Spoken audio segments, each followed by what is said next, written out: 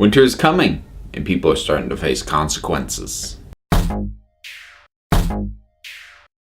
The laws of God and men. Yeah, we're going low tech on this one because I know I'm running behind, and if I don't do it this way, I'm afraid I'm not going to get it done at all. This is easily my favorite episode of the season so far. It's probably my favorite episode in about a season and a half, maybe even since season 2. I mean, this is just an amazing episode, not just because of what goes on in it, also just how everything is building, how it's building on what came before, and how it's pointing towards what's coming next. We get our first look at the Iron Bank, which has been mentioned before, or mainly earlier in this season, but we finally get to go there and we get to see who these people are, and everyone seems slightly intimidated by them, and that's rough when you're just getting words, but when you put Mark Gatiss doing his full Mycroft Holmes again, you immediately get, okay, yeah, these guys, I don't think you want to mess with them too much. We also get a nice little new side to Davos, the Onion Knight, because we've always been told he was a smuggler, worked with pirates, all of that, but he's been fairly noble in all the times that we've seen him. Well, now we get a little bit more of a look at what life used to be like for him, and it's just fun. You may remember last time I said I was a little bit concerned about what they were doing with Daenerys, because it felt like a very artificial thing to just keep her where she was longer, keep her from going to Westeros, but this time,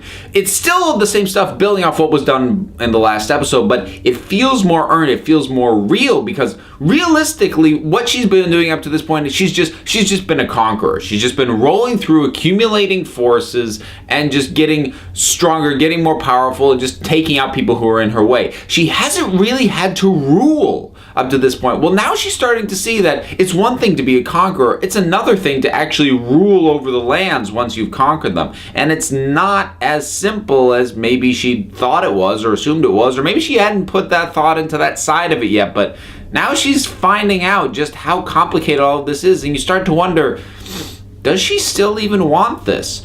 Maybe she does, I don't know. She certainly has that righteousness in her, that might keep her going, but you're seeing her get knocked down a peg a little bit, and not by, someone coming in and giving her, scolding her or some crap like that. She's just getting knocked down a peg by life, by the realities of life, and it's done really well. We get a bit more time with Theon, who, oh my god, we knew he was damaged. I think I didn't appreciate the full extent of just how damaged he is based on what he was put through in the previous season. Oh god, it's really, really, really serious. We get a little more time with his sister too, who is a badass, and you kind of expected that. You got that vibe off of her before, but you never got a really chance to see her in action and confirm that she is in fact a badass. Well, confirmation made.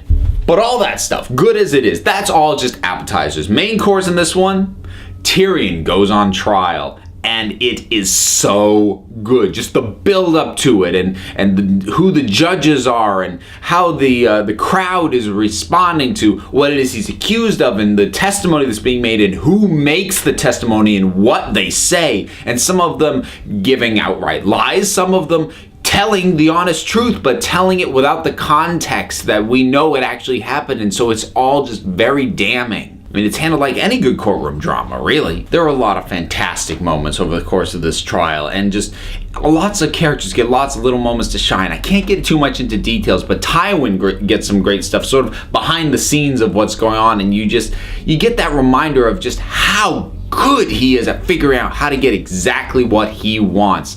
I mean, nobody's better.